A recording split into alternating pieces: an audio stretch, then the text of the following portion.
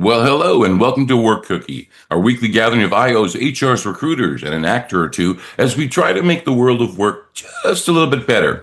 And today, Jeremy, we're going to continue talking a little bit kind of about the future. We're going to have an open mic discussion about how to identify high potential but reluctant leaders in the persuadable zone. So, how do we control and manipulate people for our mutual benefit? Isn't that the question every single day?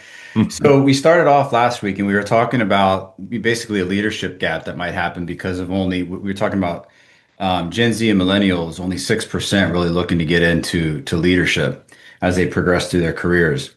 So today we're going to look at how do you identify individuals who might be high potential, and this might be, it can be millennials, Gen Z, it can be any generation, doesn't matter.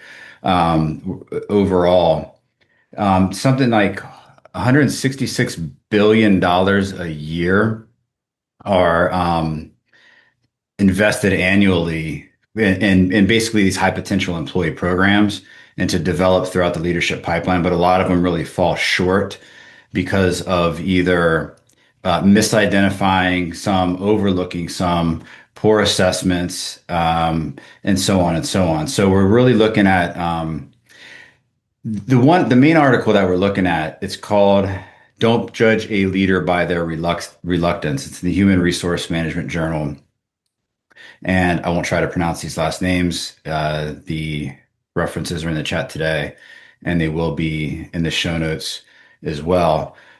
Reluctance to be a leader isn't necessarily a bad thing, and one thing that the authors point out, and some other authors and other articles point out, is that when you get people who are a little reluctant, it almost acts like checks and balances between those who are, very, very, very power hungry. So a medium level of reluctance can actually be good. So I want to go through um, what I want to do just to start out. I want to go through, let me take a look at some of these. We talk a lot of Tom about most articles we can go to. And I would say if anyone goes, you look up a topic and you find maybe six scholarly research articles with all the great evidence that are very boring and tough to read.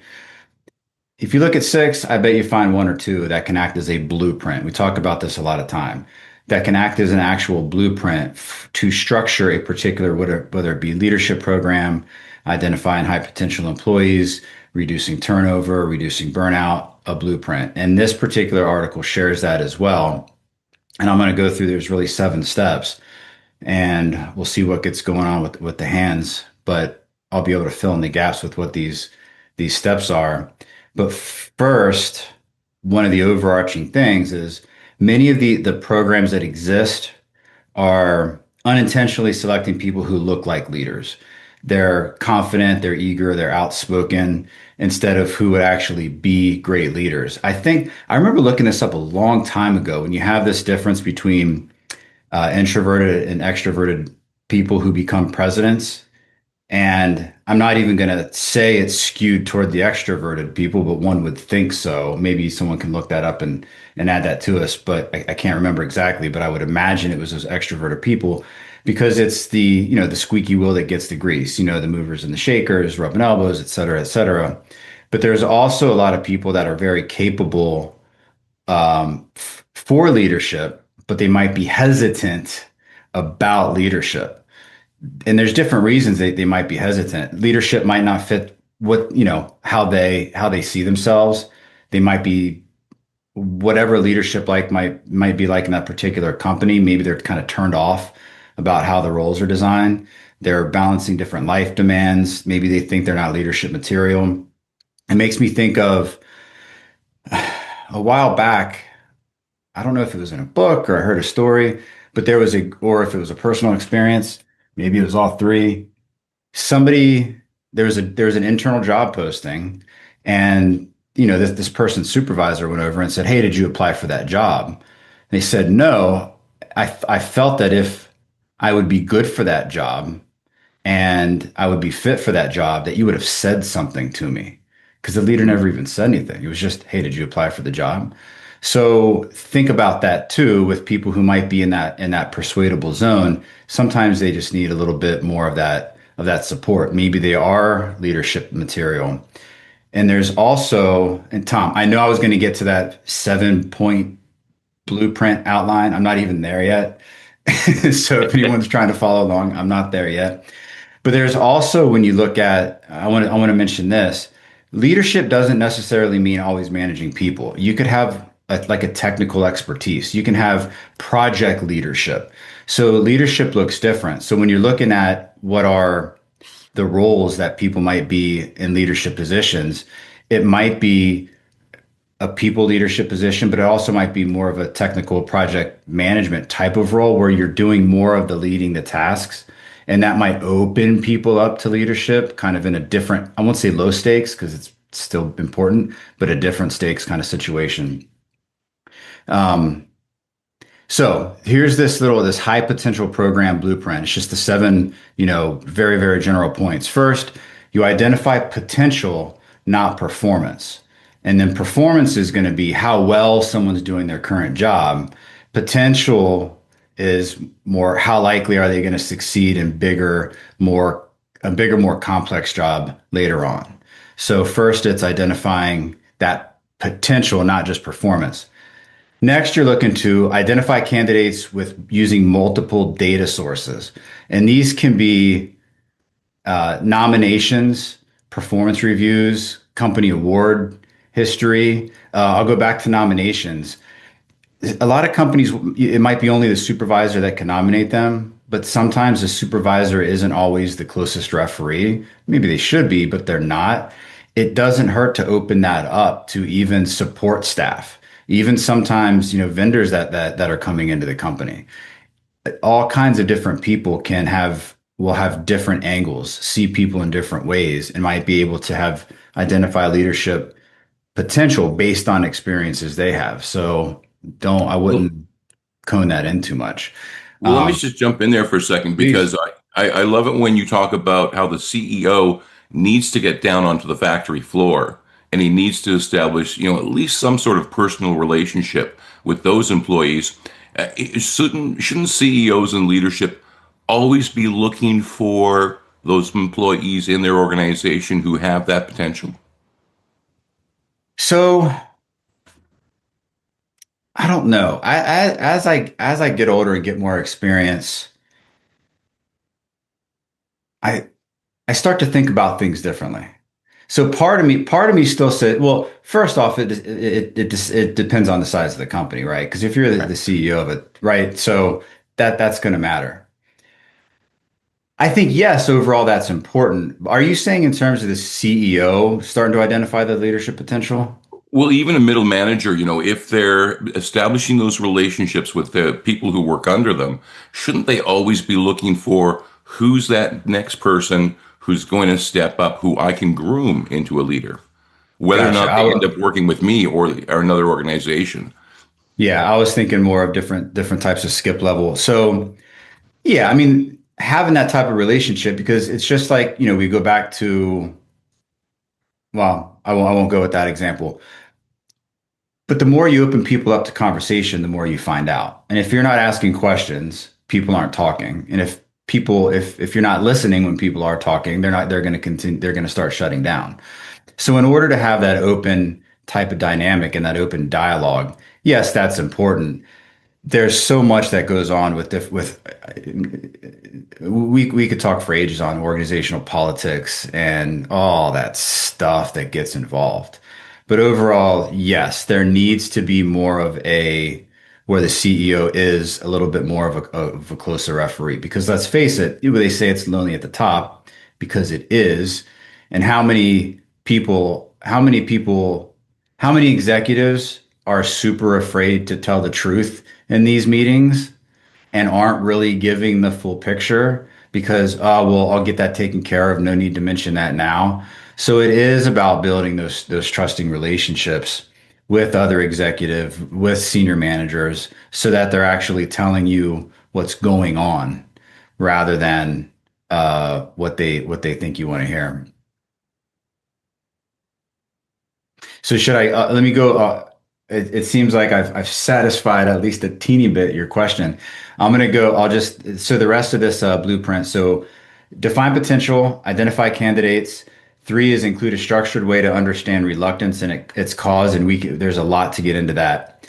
Offer different advancement tracks. And that's where I was mentioning about being a people leader versus, say, like a technical or an expert leader. Then it's develop the individuals through stretch experiences and coaching. Basically, it doesn't always have to be, okay, you're a manager now, or okay, you're leading people now, or okay, you're a leader now. It can be more of these lower stakes situations where it's here's maybe a stretch experience that you can have. Maybe here's a small budget that you can manage and really see how people do with some of those parts of what being a leader means. Next is make leadership sustainable, and that's through role design and support. And role design meaning anything in terms of the actual hierarchical structure around that person, but also exactly what are they expected to do. And then, of course, review the outcomes and refine. So that's your 7 step, simple, high potential leadership program blueprint. And there's much more, but I see some hands up. Tom, back to Thank, you. thank you very much, Jeremy. And Nick, let's pop over to you.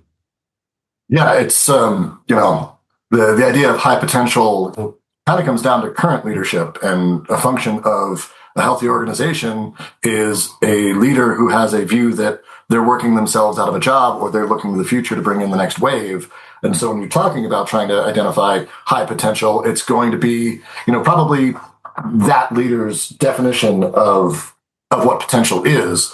And so you can get kind of a copy and paste sort of thing, but if you're really seriously considering it, you are going to have to kind of take that view and go, what am I missing? What do I wish I would have had? What other perspectives would be helpful with the new challenges we're facing?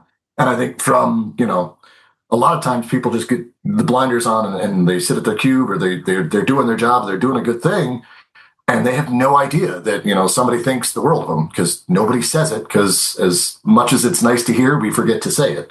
And so just even that tap on the shoulder to say, hey, I think you would be a good fit for this, can go miles and miles. And even to take smaller scale, hey, why don't you take the lead on this meeting? Or kind of test experiments, really kind of see, okay, I think this person has, high potential, but is that just charisma? Is that just because they're good at what they're currently doing? How do they adapt and react when we see them in different situations as well? So it does take that sort of knowledge and relationship building to see if what you think you saw is really there or not. Thank you very much for that. Jeremy or Linda, let's go to you. I think one of the challenges that exists is that there's, in so many organizations, the example of leadership that people see is unhealthy. And so their desire to be part of that mechanism is pretty stifled. So I think it's important to really look at the entire environment and say, yeah, there's these people here, but the reason that they're not stepping forward is because they don't want to be part of the thing that they see as dysfunctional or not healthy. And then where do you go from there, right? So even if you do get them into the point of, okay, I'll give it a shot, they're functioning in an unhealthy paradigm. And so what's their ability to succeed in that paradigm or that environment? And so I think that that's part, not all of it. And there are some organizations that are really working hard towards having a healthier leadership and those kinds of things. But I think that that's where some of the hesitancy comes from. I would agree. Thank you very much for that, Linda. And Natasha, let's go to you. Thank you so much, Linda Ann. I truly appreciated your comment because mine was going to tie into that just a little bit. Is oftentimes people don't want to be leaders in the very same systems that they see are not advancing the people, or are not utilizing the people to the best of their abilities, or are not. We talked about I think your second point, Jeremy, was identify with multiple data points. They're not necessarily understanding the totality of what it takes to meet the business objectives outside of one doing their job. And I think that organizations understand that, they see that, they know it, but they look at the cost of cleaning house versus what it takes to just find someone who is willing to take the role. And oftentimes that becomes an external person, which again continues to add to, from a cost perspective, is not the smartest idea. And oftentimes this new person will come in. Everybody has bright and great ideas of how it worked at their organization without understanding, well, what has been done here? Why did it work? Why did it not work? But to that point, oftentimes, to my second point is, Jeremy, you mentioned that oftentimes the squeaky wheel gets the oil, meaning the person who has the most visibility oftentimes is the one who gets that job. But how often do leaders step back and say, and have we considered all of our options? Have we spoken to support staff? Have we spoken to people who work collaboratively or peers of this person to truly understand if this leader is the right fit for not just the organization? Well, it might be a fit for the organization if the organization is one that Linda Ann described earlier. But is this the right leader to get us to where we want to be? And I think that when employees see the wrong people continuously getting promoted into roles, that plays a part in their decisions to step up and want to lead, and oftentimes plays a part in their willingness to even stay with the organization. Well, let me ask you this, Natasha, because I'm old enough that when I entered the workforce, it was align yourself with an organization, work hard, they will look after you, you will be rewarded. How has that story changed? What is the view of someone who's just entering the workforce now? I'm assuming it's different than mine. Entering the workforce now, everyone understands, okay, I see the gaps, I see the needs, I can see a pathway for me to get promoted and for me to get the next position up. Now, does that vision align with that of the leadership or leadership's budget or, the division's budget? Oftentimes not. And they then become discouraged. But to your point, they become discouraged. And rather than trying to get promoted within, they use their current role to just get the year or two of experience. And they take that experience and apply for their next position up. I think that we are also living in times where I think maybe now most people are just like, get a job, keep your head down, and keep that job because of the job market that we currently have. But to your point, there was a time where you were told hard work pays off. But Gen Z, and I would say the later millennials, started to teach everyone upward. If you're looking for that promotion, if you want to get that next thing up, switch jobs every 2 years, switch jobs every 3 years. And if your organization is not giving you what you want, someone else will give it to you, and just do it. I'm going to be a leader with a different company. Yeah, thank you very much. Thank you for that. Dr. Kim, let's go to you. So when I think about, we talk about reluctance, people being reluctant by nature. It's in their personality to some extent, especially going into a leadership role. I think there's a tendency for people to either be risk averse or risk alert. And I think as leaders, we want those people to be risk alert more than risk averse. Risk alert people are going to be the ones that ask the better questions. They're going to be more objective in their searching out answers and problem solving and things like that. And those are the types of leaders that we want. Where risk averse people are just kind of like, nope, I don't want to go any further. And I think that's kind of where we're seeing the problems with being able to pull those leaders up from within organizations, because like things that have been said already, people are not necessarily in the best of organizations right now. They're seeing those toxic leaders as their, role models and things like that. So they naturally are starting to tend towards risk averse. Like, I'm not going to risk my job. I'm not going to risk myself being a leader in this environment. And I'm a little bit more alert right now. So let's not push it. That's just my thought. You brought up leadership and the models of leadership, and we have a number of models of leadership today, some quite toxic, but especially for young men, there has been this pull into what is called the manosphere, and I can't see that as a good leadership model, but it's still out there being enforced.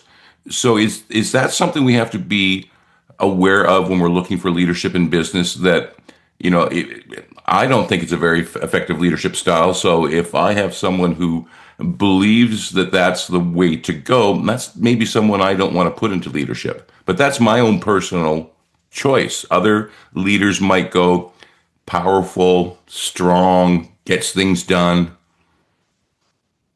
Is that something we've got to be observant about? As somebody who teaches diversity, I'm looking for who has the best credentials, right? Who is the right person for the position?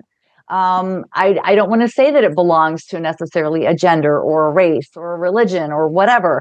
But does it still happen? Yeah, it still happens. So it's kind of that challenge that we're still up against. So, it's what we have to deal with in the workplace. That's kind of sad, but thank you. Nick, let's go to you. Yeah, I think that, there are some models that don't work as well anymore, but obviously it's situational. Like if you're, I'm sure Tim could speak more to this than I can, but if you're in a enforcement sort of situation, that command and conquer, clear boundaries and lines of authority, that works there. But in an office setting, at times it can create sort of a chaos in its wake that, oh, you don't care about me. I spend 8 hours here and you don't even see me. And so I think there's, societal shifts to, measure what is sort of the damage left in somebody's wake. We're all going to make mistakes. We're all going to do that.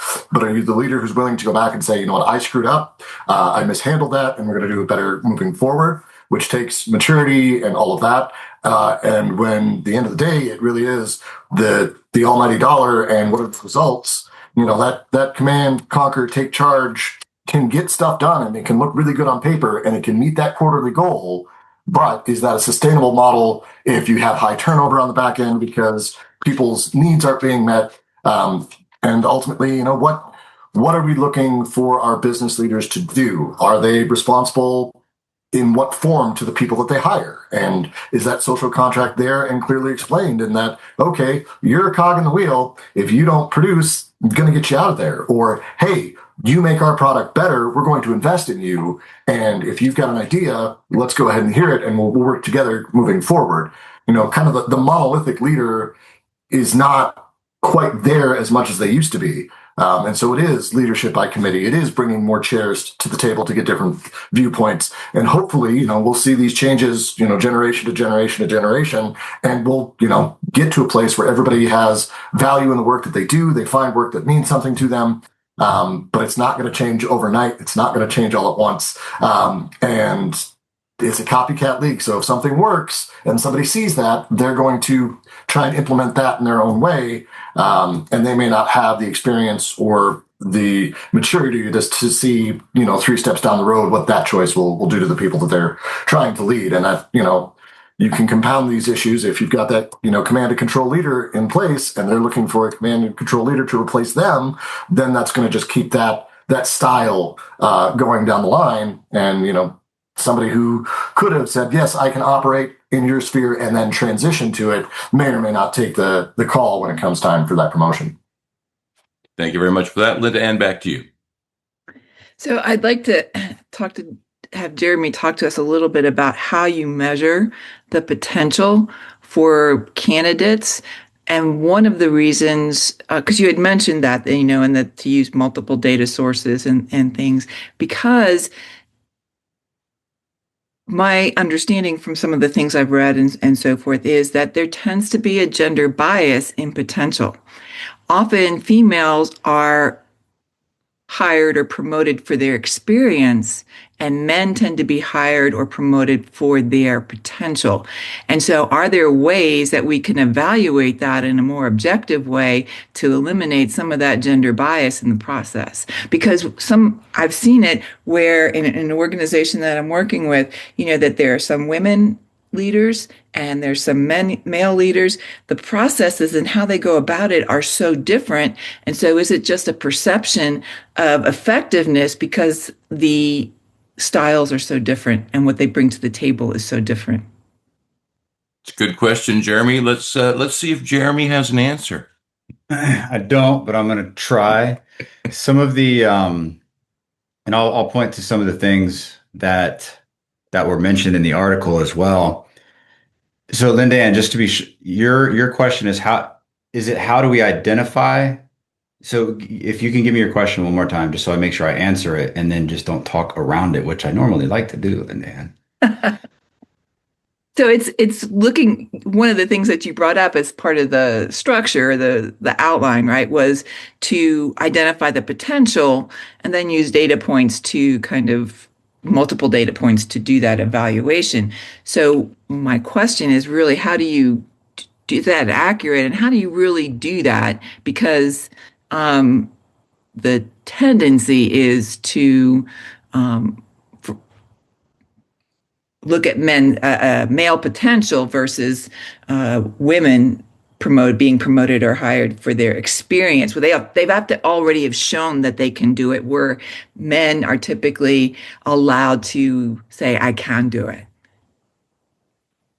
Stays. It's super windy here, getting ready for the storm, and I just got a message that says my internet connection's unstable, so I hope it stays. So first, before I forget, I want to mention this. There's another article I was looking at. They were working on a scale to measure reluctance to lead, because remember, like a medium reluctance to lead is that sweet spot where it's not, okay, they're going to write it off, but it's also not they're super power hungry and they're going to do more harm than good. So that's one scale. Other things, instead of looking at, so first it's get what a definition, like what is this organization's definition of high potential.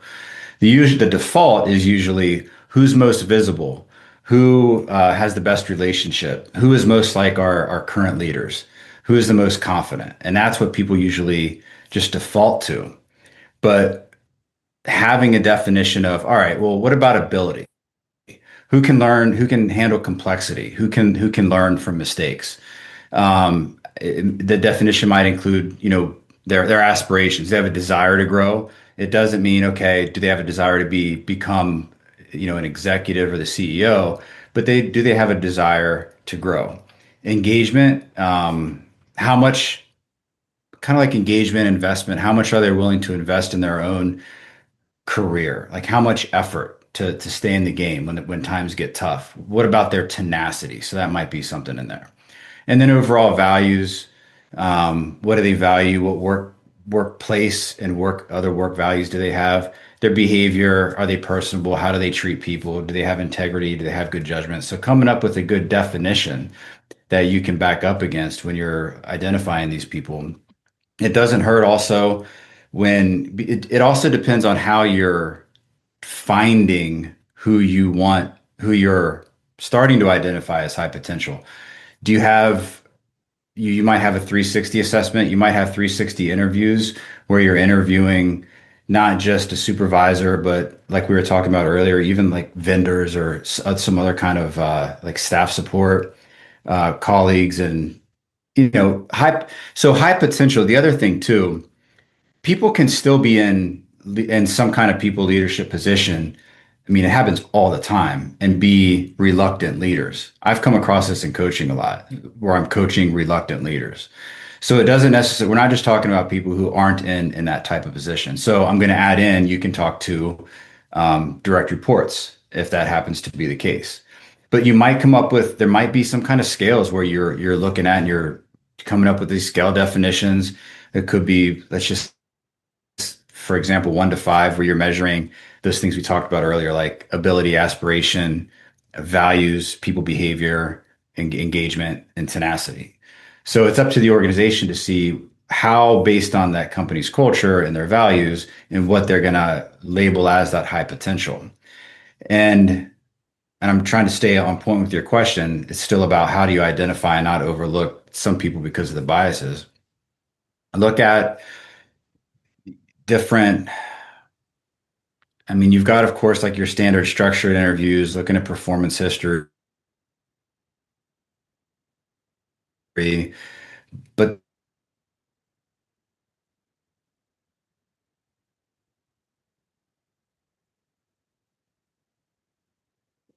Have we lost Jeremy for good? Well, I'm going to say maybe we have. Rich, let's go to you. Oh dear, that's hard to follow up on. Speaking of leadership, we've just lost our leader. That's right. Oh no, we're a tribe with a leader. That's crazy. It's anarchy. Everyone for themselves.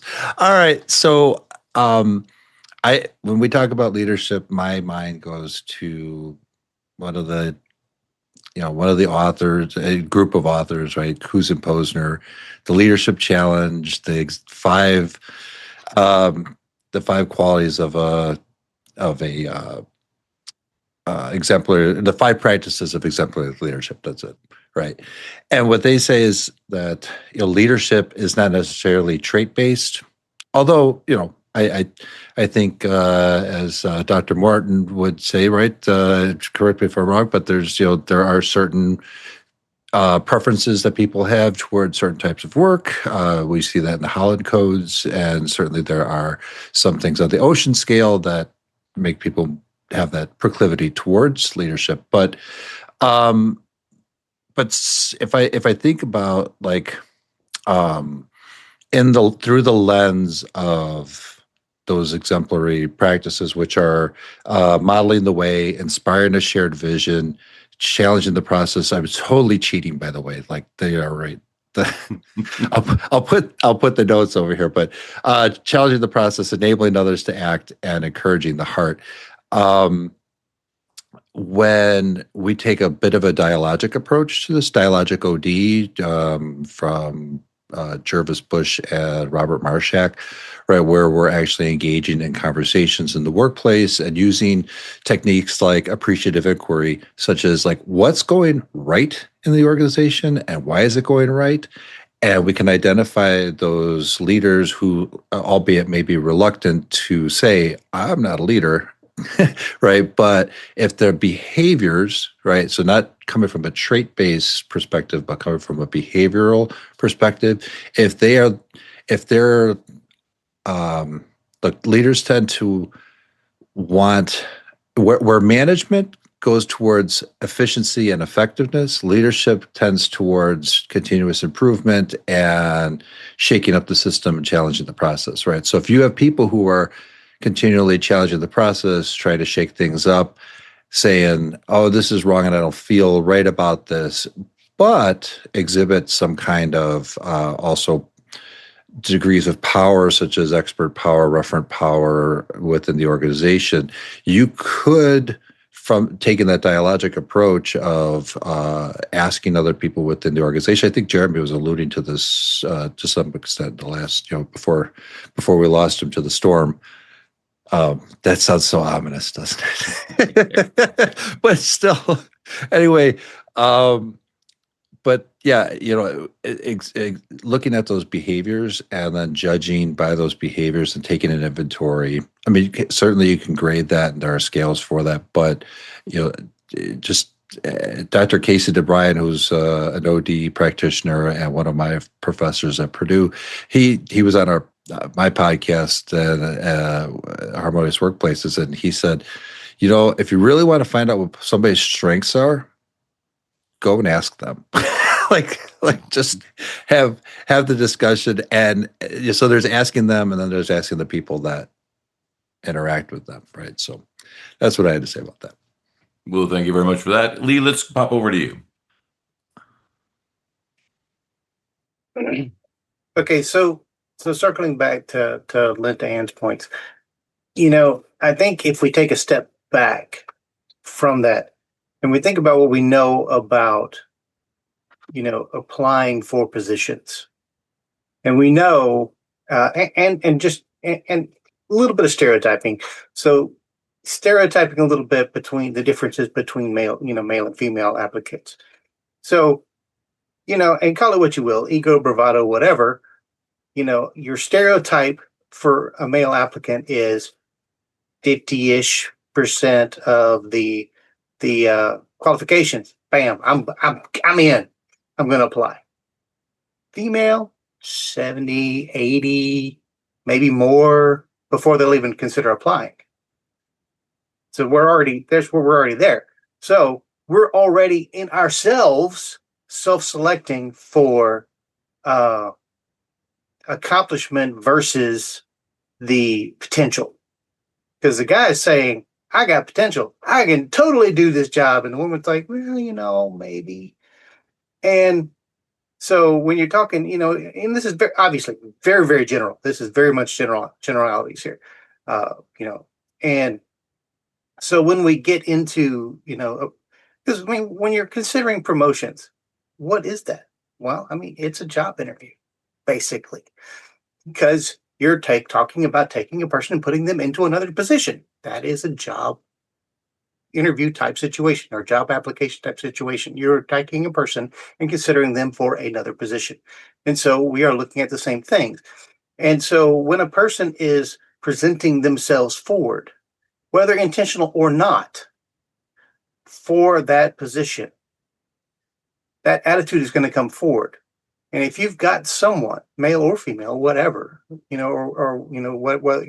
presenting whatever it is, if they feel like they can do that job, doesn't matter if they can qualify, they may not be qualified at all. Their qualifications may come out of a cereal box, but if they feel like they can do it, that's how they're going to present themselves. If they're kind of like, I think I can. I've done something kind of like this before. Really, I think maybe. That's going to come across.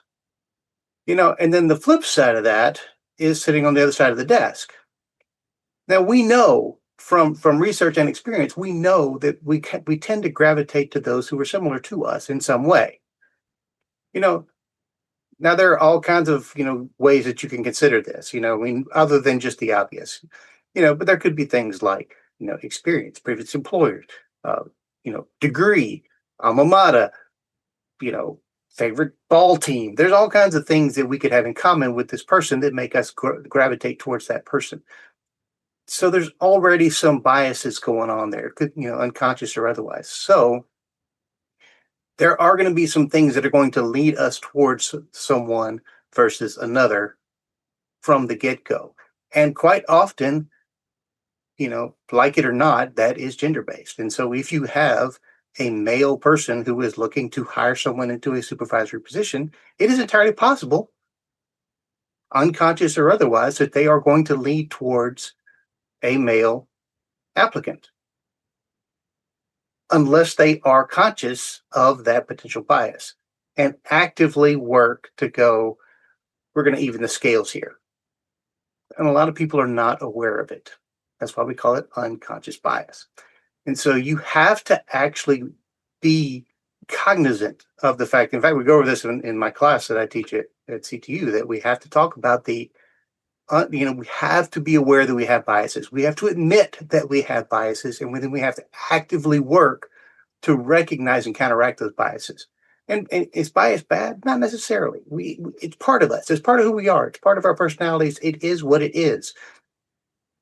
That said, recognizing that, oh, come on, you know, and and some of those are good things. Like I have a bias towards ethical people. I consider that a pretty good bias, don't you? I would call that a good thing.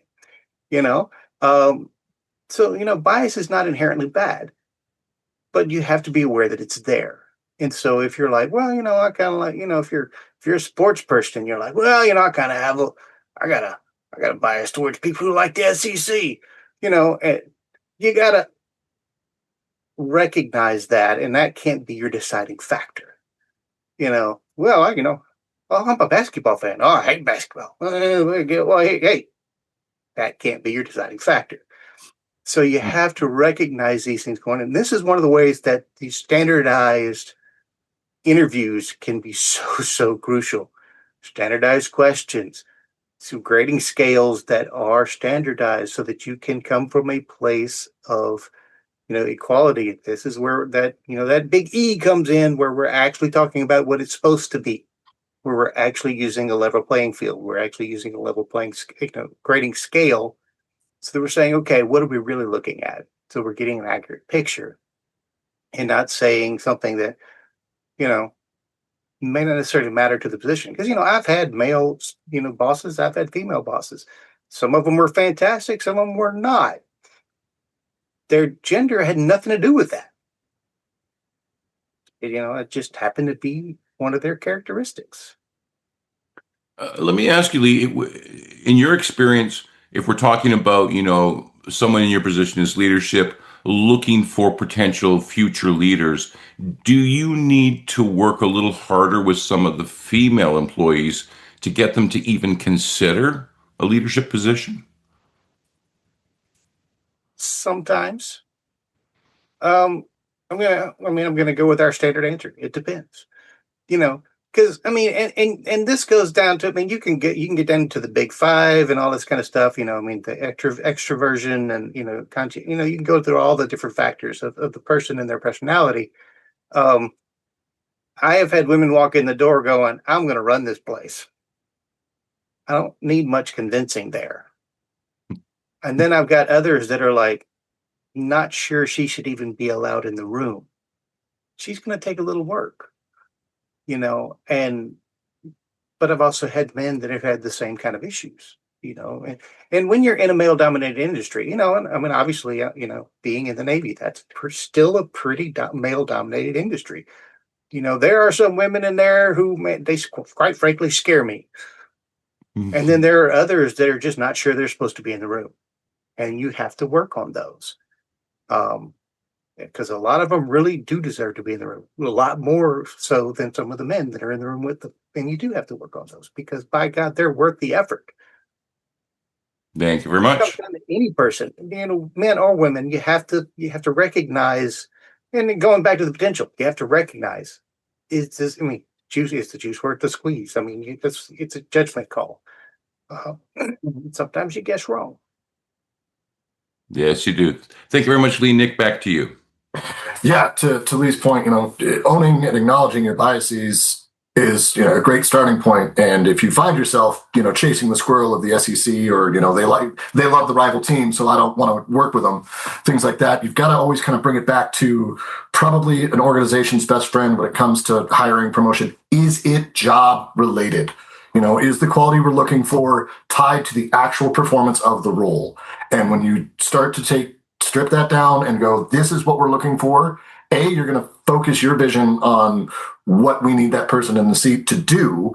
And obviously, job description and job responsibility, two different things, and they are constantly changing with the speed of technology and business. And, Joe goes out with the flu and somebody's got to step in and take that work in for all of that. So it's dynamic and it's moving. But the more you can tie it to, job expectation, job performance, the more you can kind of, I can't say you'll eliminate your biases, but hey, what's my hold up here?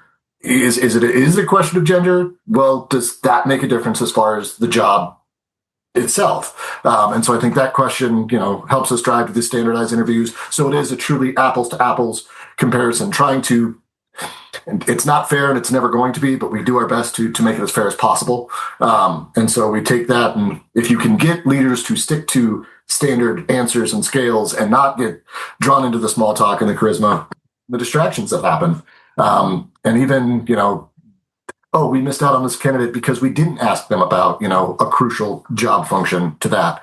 But then you also, from the high potential leader themselves, like there's that question in succession planning of, if I tap them on the shoulder and say that, hey, you're high potential and we see it, does that change how they behave? And is that a good thing or a bad thing with that sort of observer effect? You're walking around, well, I'm untouchable because I've been tapped to be the next leader, or do they change their behavior to say, oh, I'm being recognized as the future of this organization, I need to step my game up, and things like that. And obviously it's situational, it's relational, and part of good leadership is discernment. And particularly when you're considering the future, that has to be there. That has to be there when you're looking at, the potential of people in the organization. You got to get to know what they want to do, how they do it, and if people will follow them as well. There's a comment in the chat that says, is followership, something we look at? Will people follow this person if they're put in a place to lead? Because just having the title really isn't enough anymore. You have to have the caretaking personality to some degree to lead a team of people instead of just trying to drive the work forward. Thank you very much for that, Nick. I agree a lot. Natasha, let's go to you. But it kind of makes me wonder, like we used to talk about what's in it for me. And I'm sometimes wondering if, especially younger employees, if we're potentially looking at them as leadership positions, are they asking the question, well, what's in it for me? And I'm not sure we've got great answers. Natasha, over to you. Yeah, I like the last question that you asked about what's in it for me. And oftentimes, and I think we discussed this last week, is that a lot of the reluctance comes from the point that the cost to the employee far outweighs the rewards that come along with, taking the job. Because to Jeremy's list, he talked about, development and coaching opportunities. Not a lot of jobs do that. They promote you, have you in the position, and you have to figure it out. And oftentimes, the figuring out comes with a lot of trial and error, or just error. And how quick is the organization to do something about that, right? He talked about making, leadership sustainable through role design. And Nick, you mentioned it earlier in terms of job descriptions change at the minute because of the environment that we're in. But there are a lot of organizations that no longer update or look at JDs. And I wish that this is something that that organizations do towards the end of the year, while we're going through performance management, while we're going through our performance reviews. What are the things that are no longer needed for this role? And given industry shifts, what are the things that we might need to add to this JD to make it sustainable? But the point that I really wanted to make real quickly is we have been talking about the reluctance. We've been talking about people with high potential. But there is a group of employees that we're overlooking. There are a lot of, and especially women, and the female population, where a lot of these women are already doing the work of leaders, the work of managers, by way of training, mentoring, onboarding people to the team, answering questions based on their subject matter expertise. And again, it's not about, and I think this point was mentioned earlier by Jeremy, it's not about the person applying for the role, but it's also organizations being better at identifying who are the people who are doing the legwork, and informing them that, hey, this role is about to be posted. And I think that you would be a great fit for that job, or being able to sit and stand in a team meeting and say, this role is about to be posted. There are various people on this team who are qualified for this role. I talked about the performance management again as a way to measure. I like to ask in my year-end reviews, do you have someone on the team that you turn to when you have questions or need support about something? And oftentimes in many, it is always the same names that show up. And the reason why I do so is for me to understand from the data standpoint of when we are promoting, who would be next in line or would be the best fit for this role, not just from a performance standpoint, but someone that their colleagues will respect and look up to and are confident that this person also deserves this job.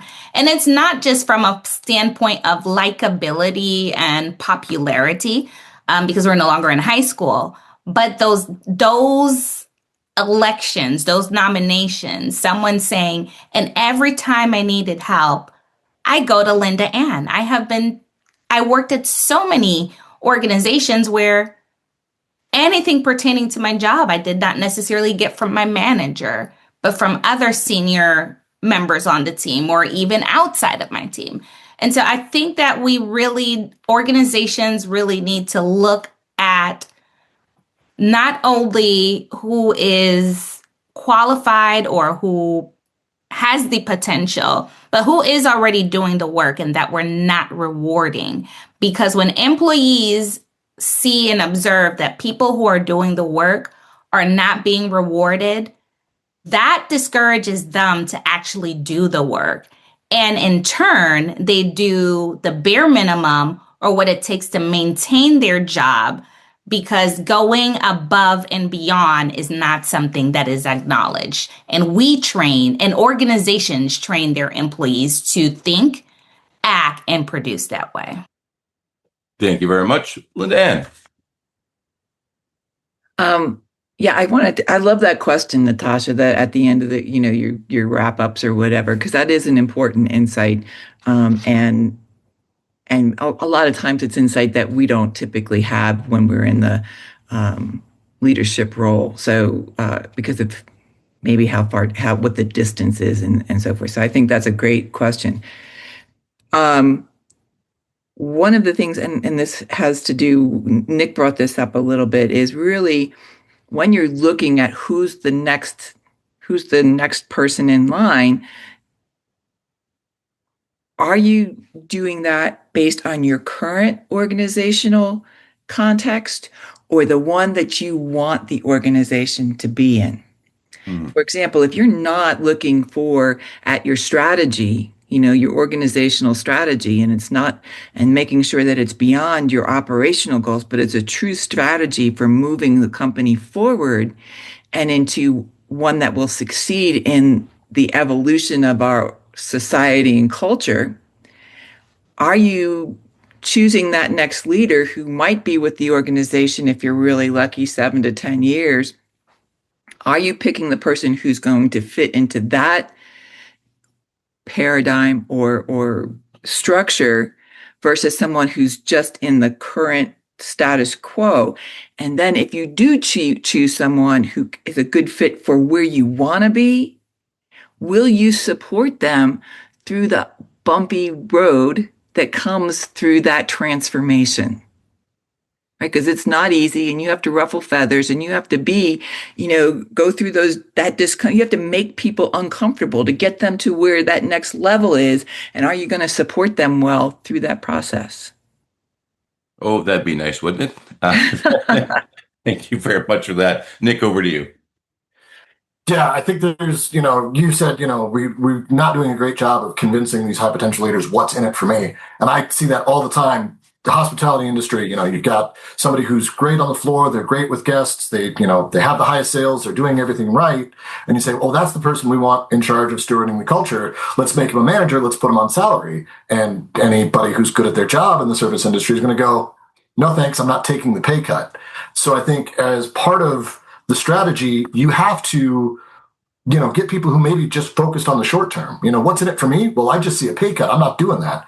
Okay, you see a pay cut, but you also have stability, benefits, a great thing to put on your resume so that, in 5 years when you're tired of running around, on your feet all day and the volatility that's in the industry, you have a skill set to go there. So I think part of trying to tap the shoulder of the high potential leader is saying, okay, yeah, here's the growing pain. Like, it's going to hurt in the short term.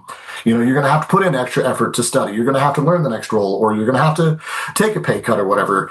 And also, we're going to work you through, and we're going to keep you, on a long enough through line to where you're getting back to what you were making, or, we're going to supplement in different ways. So I think making it appealing to take, that lateral step, or to step out of the urgent and immediate to say, okay, I'm going to consider my future. Is not an easy task. And I think even leaders in organizations, they're not looking necessarily 5 years down the road. They're looking at next quarter. They're still looking at those short-term objectives. So everybody's got to try and zoom out just a little bit to see, okay, where does this really go? What does it really mean?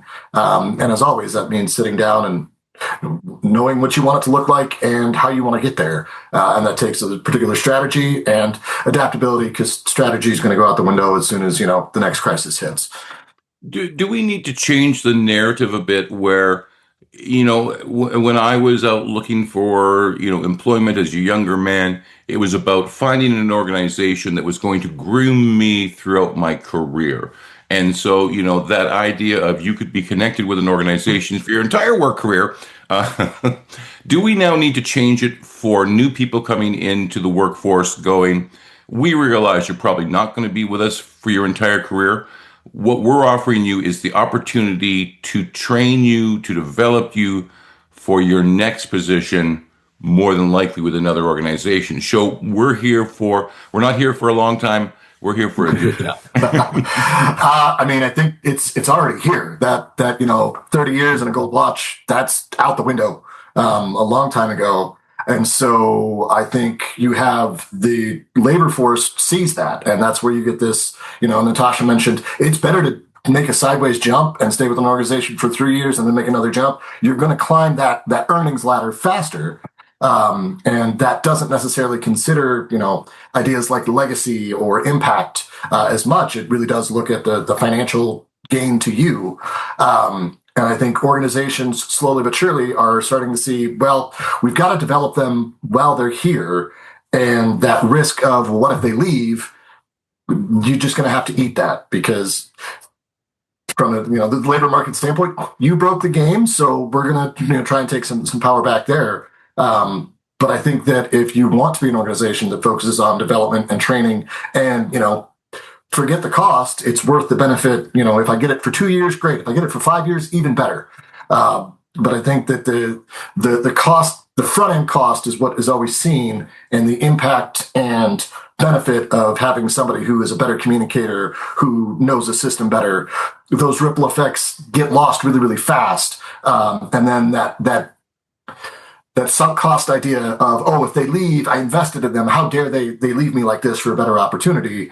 Hopefully as humans, we can start to say, they're going on to do something better. Can we match it because we want to keep them around? Or, go and hopefully find somebody who can do it half as well as you can. It's starry-eyed and optimistic, but I think that organizations do have to catch up to the idea that, you may not see it from the headlines on the job market currently, but, employees do still have power. They can vote with their feet. They can prioritize what they need, be psychological safety, be earnings, be meaningful work, whatever their value is. They can go and find an organization that's going to be more aligned with what they're after. And I hope that organizations start to see people as contributors and humans rather than just cogs and profit drivers. Thank you very much for that. We could go another hour on the future of what's coming down the line, but maybe we will save that for another time. Thank you very much. Our time is up. So I think we'll leave it there. We will be back next week. We're going to have another open mic conversation. This time it'll be how supervisors, mentors, and coaches can develop Gen Z and millennial leaders. Can they? Well, we'll find out next week. So thank you, everyone, for your contribution today. If you're listening to the podcast, remember that you can join us live every Thursday at 12 Eastern. Just go to the CBOC website and get your free ticket, and we would love to hear your voice. So thank you very much, everyone, and we will see everyone back here in 1 week's time. 5, 4, 3, 2, and 1.